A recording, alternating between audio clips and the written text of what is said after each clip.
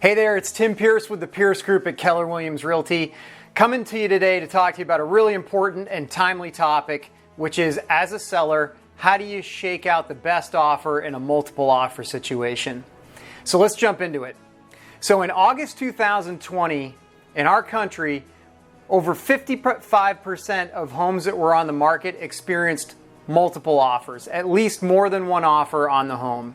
And sometimes that can be stressful as a seller because you're not quite sure what your strategy should be, how do you respond to them, and how do you maximize the opportunity.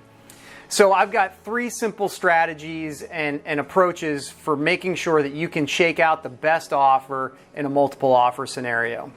So strategy number one is really simple. Lay it out on a spreadsheet. Make sure it's in a very simple format where you've got the owner's name and details of the offer.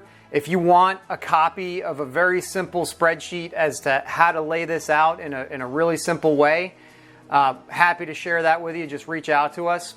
But this is a really simple way to have it all in one area, concise, so that you can look at it and compare the offers and the details of the offers. Number two is make sure that your agent, your listing agent, has actually done their research. So you want to make sure that you know every detail of every offer that has come in. So if the offer is contingent on the buyer's home selling in another state or in another area, you want to know where they are in that process. You want to have a copy of that contract. Have they cleared their inspection contingency? Have they cleared their financing contingency? You want to know all of those details so there are no surprises.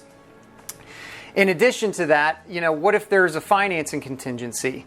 Your listing agent should probably have a conversation with the mortgage broker that's providing financing to that buyer. Where do they stand in the financing process? Have they just submitted a pre-approval application either online or over the phone? Or do they actually have a complete file with tax returns and all of that information?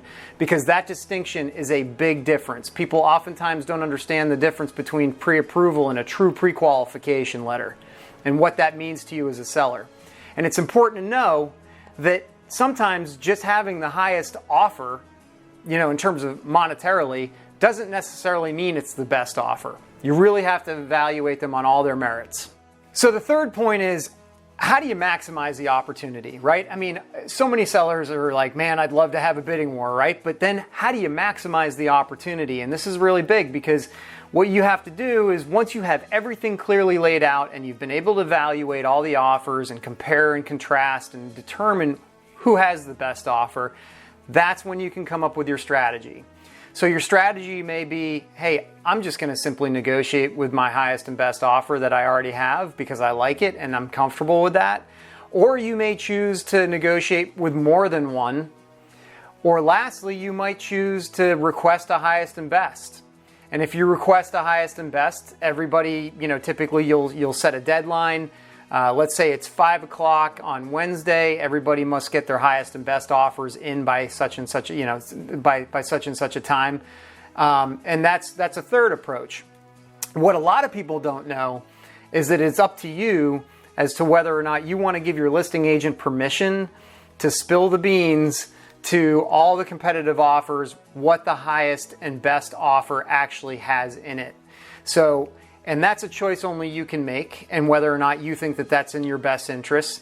Because if those competitive bids decide, hey, based on the information I know about the leading offer, I'm willing to come up or beat those terms. So that could be to your benefit as well. So there's a lot of different strategies. That's one thing a lot of people don't know, including a lot of agents don't know. As long as you provide permission to your listing agent, you can share that information, or your listing agent can share that information with the competing bids.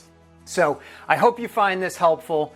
As always, we want to be a resource for you. So if you want to give us a call, you have questions about this, or you want a copy of that spreadsheet, it's a really simple, basic spreadsheet, but at least gives you a starting point.